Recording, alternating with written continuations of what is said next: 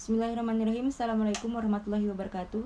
Perkenalkan, nama saya Elisa, program studi Hukum Keluarga Islam. Di sini saya akan membuat video sebagai bahan dasar ujian akhir semester mata kuliah Ulumul Hadis, yaitu membuat materi dari materi ke-9 sampai materi 15. Silahkan disimak videonya baik-baik. Baiklah, materi pertama yaitu pengertian hadis mutawatir. Kata mutawatir menurut lughat ialah mutatabi, yang berarti beriring-iringan atau berturut-turut antara satu dengan yang lain.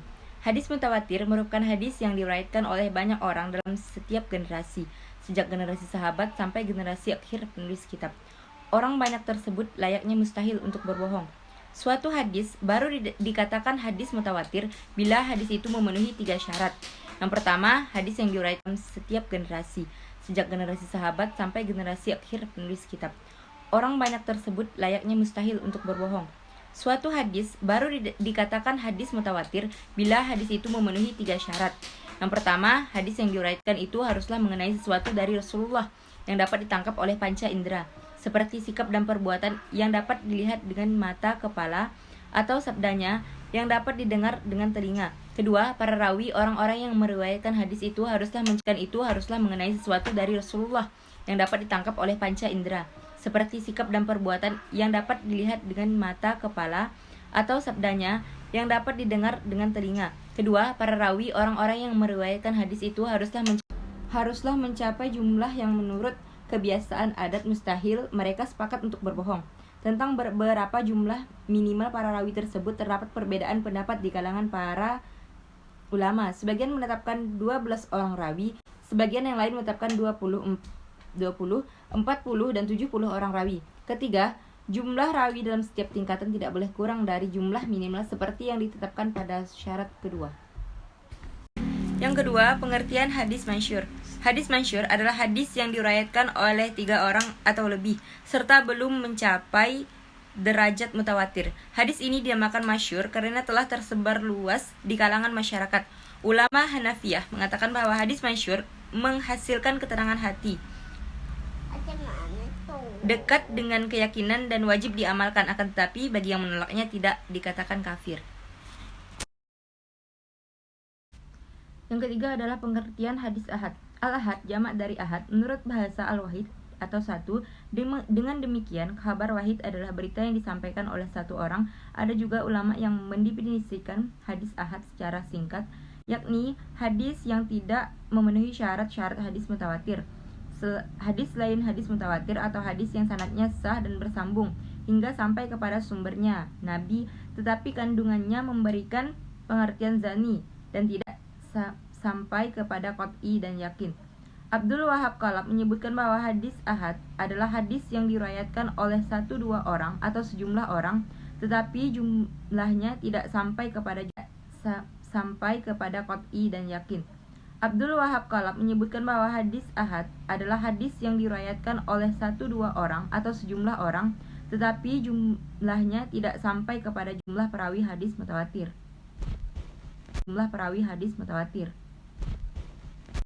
Baik, selanjutnya adalah pembagian hadis terdiri dari 3 kategori, yaitu hadis sahih, hadis hasan, dan hadis dhaif. Hadis sahih adalah hadis yang sanadnya bersambung, diriwayatkan oleh perawi yang berkualitas dan tidak lemah hafalannya. Di dalam sanad dan matanya tidak ada syadz dan ilat. Yang kedua, hadis hasan. Hadis hasan hampir sama dengan hadis sahih, yaitu hadis yang rangkaian sanadnya bersambung, diriwayatkan oleh perawi yang adil dan dhabit, tidak terdapat syadz dan illah. Dan yang ketiga adalah hadis dhaif. Hadis dhaif adalah hadis yang tidak memenuhi persyaratan hadis sahih dan hadis hasan. Selanjutnya, pengertian hadis hasan. Menurut bahasa, kata hasan berasal dari al-husnu yang berarti bagus, baik. Menurut istilah para ulama, memberikan definisi hadis hasan secara beragam dan berbeda-beda, karena melihat bahwa hadis hasan menurut istilah ialah hadis yang sanadnya bersambung oleh penukil yang adil namun kurang kedabitannya, tidak terlalu kuat ingatannya, serta terhindar dari syadz dan ilat. Adapun pengertian hadis hasan secara bahasa berarti sesuatu yang menurut istilah ialah hadis yang sanadnya bersambung oleh penukil yang adil namun kurang kedabitannya, tidak terlalu kuat ingatannya, serta terhindar dari syadz dan ilat. Adapun pengertian hadis hasan secara bahasa berarti sesuatu yang diinginkan dan menjadi kecenderungan jiwa atau nafsu. Diinginkan dan menjadi kecenderungan jiwa atau nafsu. Selanjutnya, klasifikasi hadis hasan. Sebagaimana hadis sahih, hadis hasan pun terbagi atas hasan li zati dan hasan li ghairi. Yang pertama, hadis hasan li zati. Hadis hasan li zati adalah hadis yang memenuhi segala syarat-syarat hadis hasan. Hadis hasan dengan sendirinya karena telah memenuhi segala kriteria dan persyaratan yang ditentukan. Sebuah hadis dikategorikan sebagai hadis hasan li zati karena jalur periwayatannya hanya melalui satu jalur periwayatan saja, sementara hadis hasan pada umumnya ada kemungkinan melalui jalur riwayat yang lebih dari satu atau didukung dengan riwayat yang lainnya. Bila hadis hasan itu disebut dengan hasan li zatihi, jalur periwayatannya hanya melalui satu jalur periwayatan saja, sementara hadis hasan pada umumnya ada kemungkinan melalui jalur riwayat yang lebih dari satu atau didukung dengan riwayat yang lainnya. Bila hadis hasan itu disebut dengan hasan li zatihi, tetapi jika jumlahnya banyak, maka ia akan naik derajatnya menjadi hadis sahih li ghairihi. Tapi jika jumlahnya banyak, maka ia akan naik derajatnya menjadi hadis sahih li ghairihi. Yang kedua, hadis hasan li ghairi. Hadis hasan li ghairi adalah hadis dhaif yang bukan dikarenakan perawinya pelupa, banyak salah dan orang fasik yang mempunyai mutabi dan syahid. Hadis yang dhaif dikuatkan dengan beberapa jalan, dan sebab kedaifannya bukan karena kefasikan perawi yang keluar dari jalan kebenaran atau kedustaannya. Seperti hadis yang sanadnya ada perawi yang mastur, tidak diketahui keadaannya, atau rawi yang pernah keliru dalam meriwayatkan, dan sebab kedaifannya bukan karena kefasikan perawi yang keluar dari jalan kebenaran atau kedustaannya. Seperti hadis yang sanadnya ada perawi yang mastur, tidak diketahui keadaannya, atau rawi yang pernah keliru dalam meriwayatkan lalu dikuatkan dengan jalan yang lain yang sebanding dengannya atau yang lebih kuat darinya. Hadis ini derajatnya lebih rendah daripada li zati dan dapat dijadikan hujah. Selanjutnya adalah kehujahan hadis hasan. Satu, kehujahan dari segi urut dan dalalah. Menurut seluruh fuqaha, hadis hasan dapat diterima sebagai hujah dan diamalkan walaupun kualitasnya di bawah hadis sahih.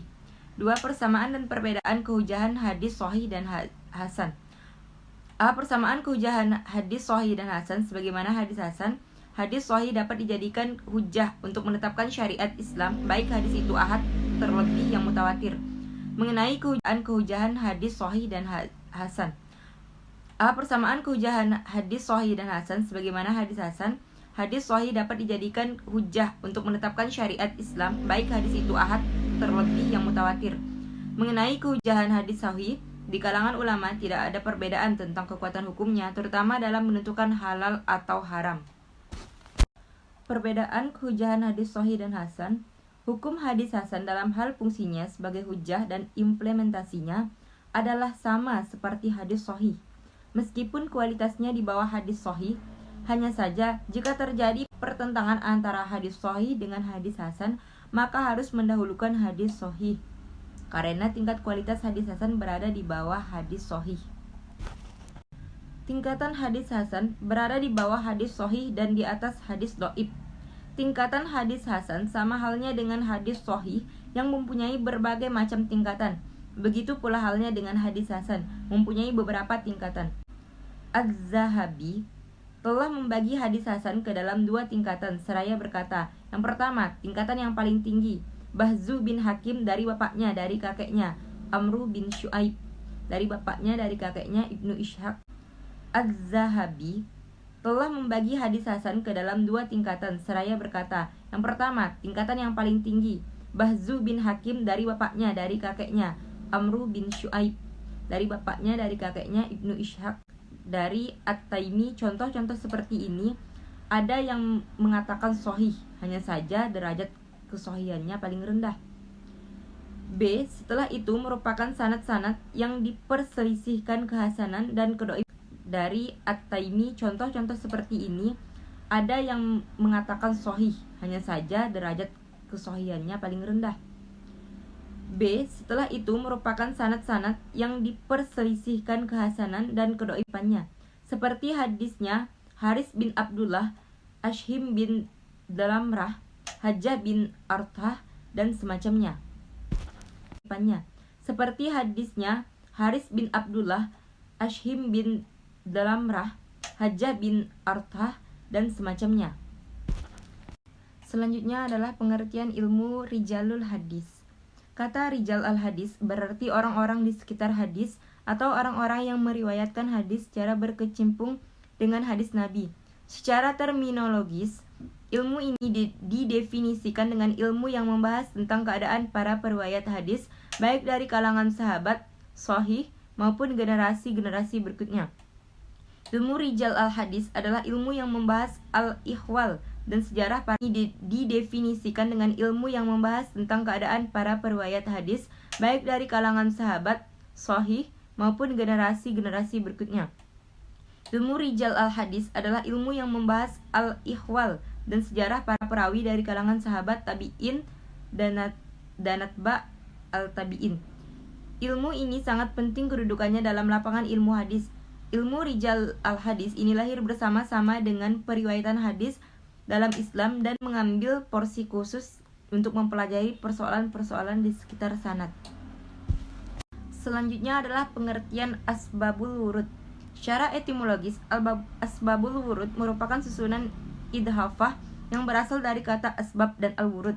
Kata asbab adalah bentuk jamak dari kata sabab. Menurut ahli bahasa diartikan dengan al-hab, tali, saluran yang artinya dijelaskan sebagai segala yang menghubungkan satu benda dengan benda lainnya.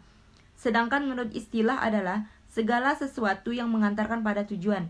Dan ada juga yang mendefinisikan dengan suatu dengan al-hab, tali, saluran yang artinya dijelaskan sebagai segala yang menghubungkan satu benda dengan benda lainnya. Sedangkan menurut istilah adalah segala sesuatu yang mengantarkan pada tujuan. Dan ada juga yang mendefinisikan dengan suatu jalan menuju terbentuknya suatu hukum tanpa ada pengaruh apapun dalam hukum itu. Jalan menuju terbentuknya suatu hukum tanpa ada pengaruh apapun dalam hukum itu.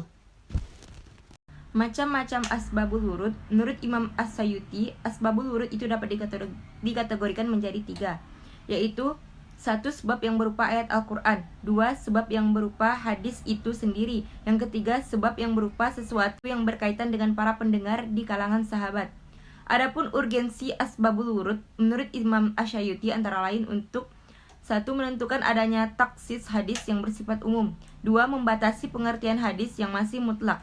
3. Yang berkaitan dengan para pendengar di kalangan sahabat. Adapun urgensi asbabul wurud, menurut Imam As-Sayuti antara lain untuk 1. Menentukan adanya taksis hadis yang bersifat umum. 2. Membatasi pengertian hadis yang masih mutlak. 3. Mentafsil, memerinci hadis yang masih bersifat global. Yang keempat, menentukan ada atau tidak adanya nas mansuk dalam suatu hadis. Yang kelima, menjelaskan ilat sebab-sebab ditetapkannya suatu hukum. Yang keenam, menjelaskan maksud suatu hadis yang masih mentafsil, memerinci hadis yang masih bersifat global. Yang keempat, menentukan ada atau tidak adanya nas mansuk dalam suatu hadis. Yang kelima, menjelaskan ilat sebab-sebab ditetapkannya suatu hukum. Yang keenam, menjelaskan maksud suatu hadis yang masih muskil, sulit dipahami. Selanjutnya, pengertian hadis dhaif. Menurut bahasa, yang dimaksud dengan hadis dhaif adalah hadis yang lemah atau hadis yang tidak kuat.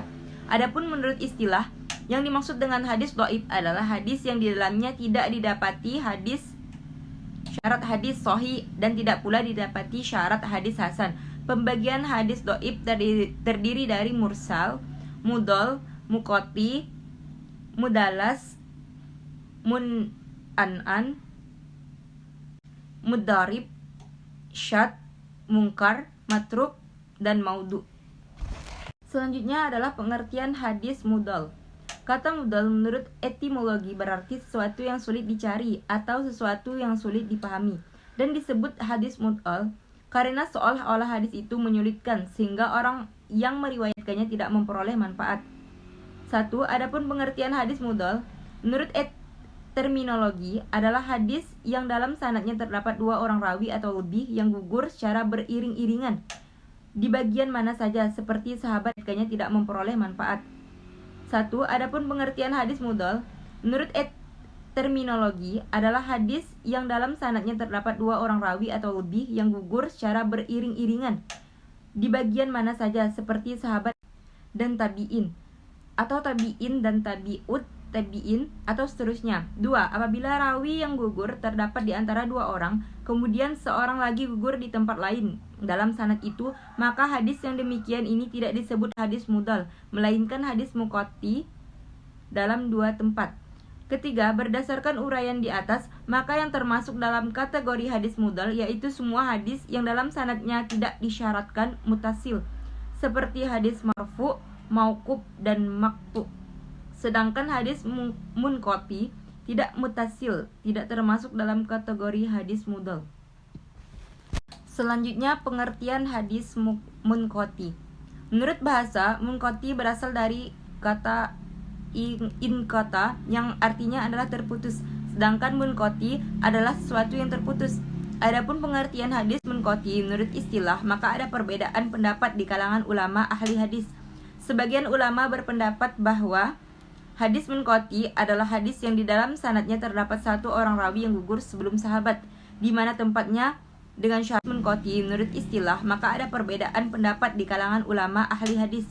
Sebagian ulama berpendapat bahwa hadis munqati adalah hadis yang di dalam sanadnya terdapat satu orang rawi yang gugur sebelum sahabat, di mana tempatnya dengan syarat gugurnya rawi tidak lebih dari satu orang rawi secara berturut-turut.